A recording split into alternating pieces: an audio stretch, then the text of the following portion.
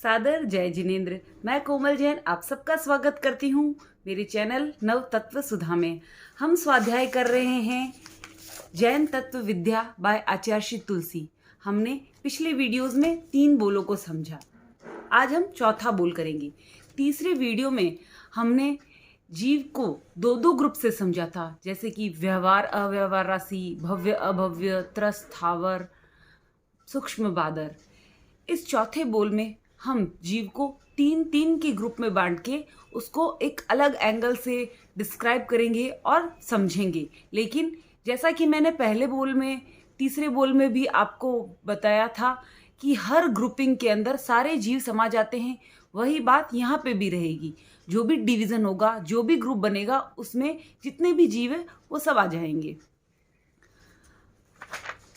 तो चौथा बोल, जीव के 3 प्रकार। दोस्तों, मैं आपको ये चार्ट बना के समझाती हूँ। हो सकता है कि आपको वीडियो देख के चार्ट दिख नहीं रहा हो, लेकिन जब आपको उसको जूम करेंगे तो आपको प्रॉपर तरीके से चार्ट दिखाई देगा।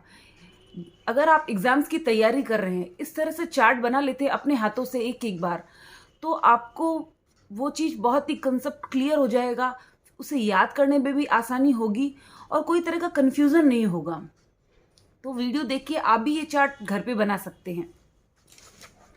तो चलिए शुरुआत करते हैं।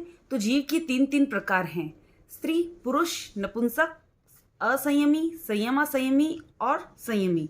तीसरा ग्रुप बनता है संगी, असंगी, नो संगी, नो असंगी। तो सबसे पहले हम पहली ग्रुपिंग को समझते हैं, स्त्री, पुरुष और नपुंसक। प्रथम वर्ग है 3 प्रकार, स्त्री, पुरुष और नपुंसक। जीवत्व की दृष्टि से ये सभी जीव हैं। बुक में लिखा है, अगर जीव की दृष्टि से देखें तो चाहे स्त्री हो, चाहे पुरुष हो, चाहे नपुंसक हो, तीनों ही जीव हैं, कोई भी अजीव नहीं है। लेकिन जब हम इनको पंचेंद्रिय, एकेंद्रिय से लेके पंचेंद्रिय तक जीवों में बांटते हैं तो इसका डिवीजन कैसे होता है ये हम चार्ट से समझते हैं।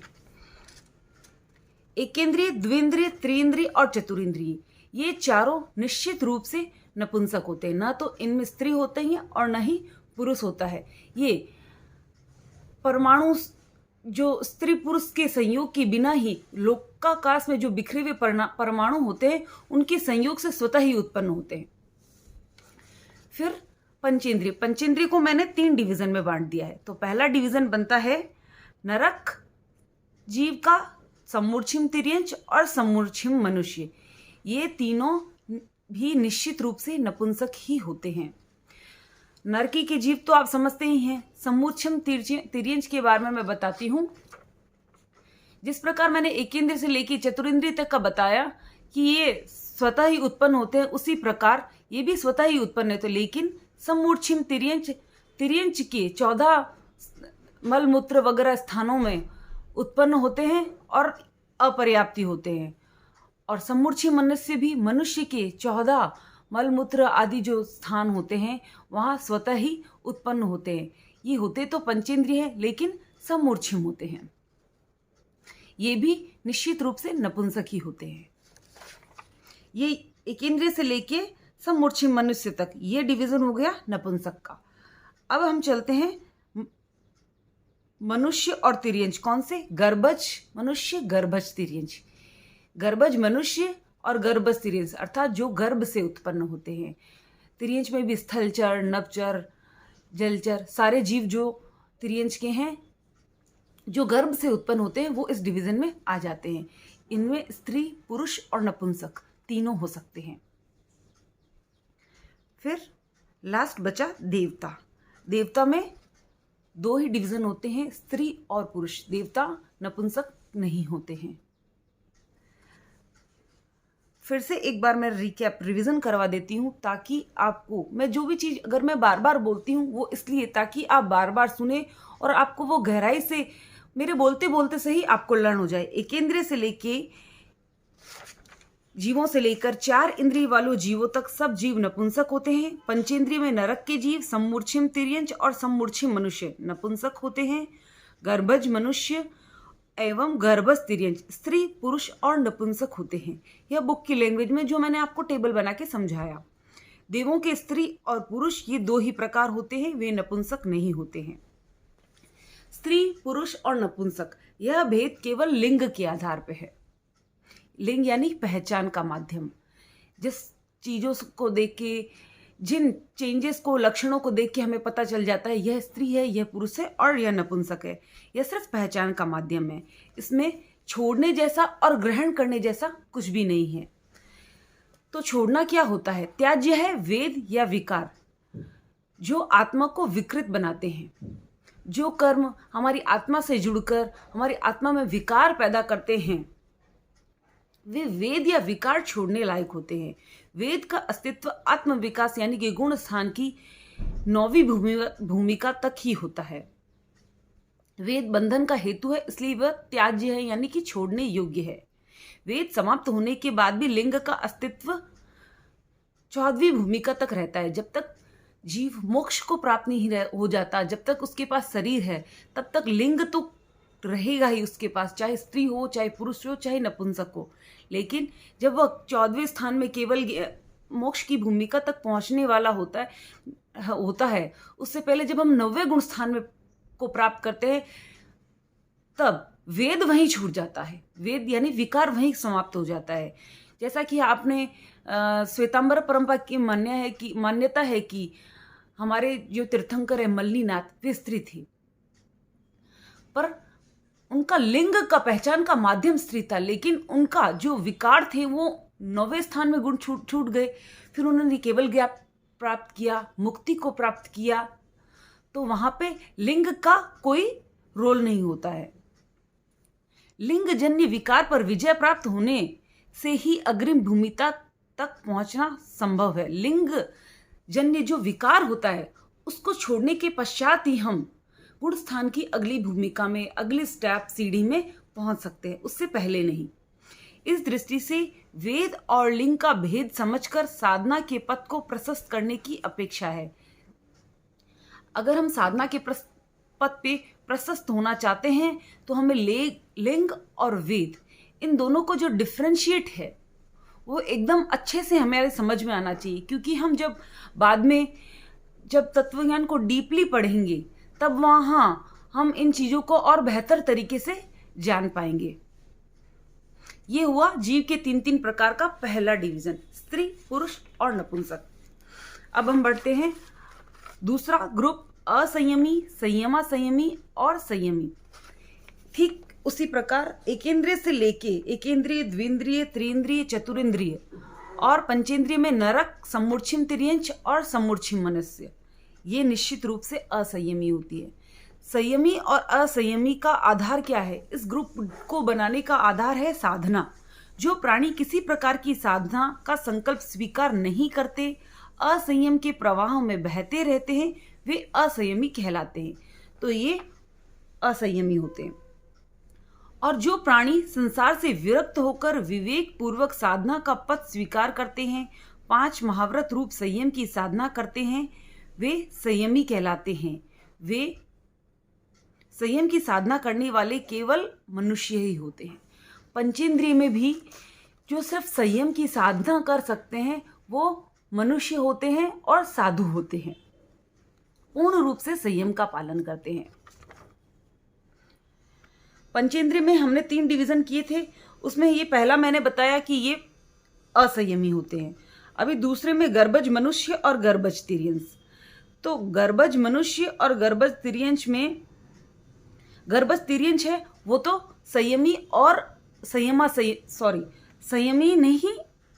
संयमी होता है, यानी कि संयमा संयमी का अर्थ है दोनों के बीच की स्थितियां। इसमें एकांततः न संयम होता है और न एकांततः असंयम होता है। यथा संभव संयम की साधना करने वाले इन प्राणियों में मनुष्य और तिर्यंश दोनों हो सकते हैं, यानी कि मनुष्य और तिर्यंश दोनों संयमा संयमी हो सकते हैं। न तो पूर्ण रूप से व्रत है, न पूर्ण रूप से अव्रत है, यानी श्रावक की भूमिका में। श्रावक में तिर्यंश भी हो सकते हैं और मनुष्य भी हो सकते हैं। लेकिन जो मनुष्य 5वें गुण स्थान को क्रॉस करके 6ठे में पहुंच जाते हैं, साधु बन जाते हैं, पूर्ण रूप से व्रतों का पालन करते हैं, वह संयमी होते हैं। देवता किसी प्रकार की साधना नहीं कर सकते हैं, तो वे असंयमी होते हैं। तीसरा ग्रुप बनता है संघी, असंघी, नो संघी और नो असंघी। जीव के तीनों प्रकार में तीसरा वर्ग ये है। संघी का अर्थ है समनस्क, यानी जिन प्राणियों के मन होता है पांचों इंद्रियों के अतिरिक्त, जिनके मन होता है वह संघी और जिनके मन नहीं होता है वह असंघी होते हैं। हम आंख से देखते हैं, कान से सुनते हैं, छूकर चीजों को पहचानते हैं। ये पांचों इंद्रियां, चाहे पंचेंद्रिय में पांचों होती है, चतुरिंद्रिय में चार, एक इंद्रिय में एक ही होती है, लेकिन वह इसका उपयोग करते हैं। इनके अलावा भी कुछ और चीजें होती है जो हमारे साथ, जीव के साथ जुड़ी होती है, आत्मा के साथ जुड़ी होती है, जिनके अस्तित्व को हम अस्वीकार नहीं कर सकते। यानी कि मन हम कह सकते हैं कि हमें प्रत्यक्ष रूप से दिखाई नहीं देता है। पर दोस्तों, कभी आपने देखा है, सोचा है कि हम जब नींद में रहते हैं तब भी हम चीज़ों को आभास करते हैं, नींद में भी हम स्वप्न के रूप में सुख और दुख का ग्रहण करते हैं। तो उसका कारण क्या है? वो ज्ञान कौन प्राप्त करता है? वो होता है मन के द्वारा। तो समनस्क जीवों को 5 इंद्रियों के अतिरिक्त मानसिक संवेदन की क्षमता भी प्राप्त होती है। जो भी पंचेंद्रिय जीव होते हैं उनमें मन होता है।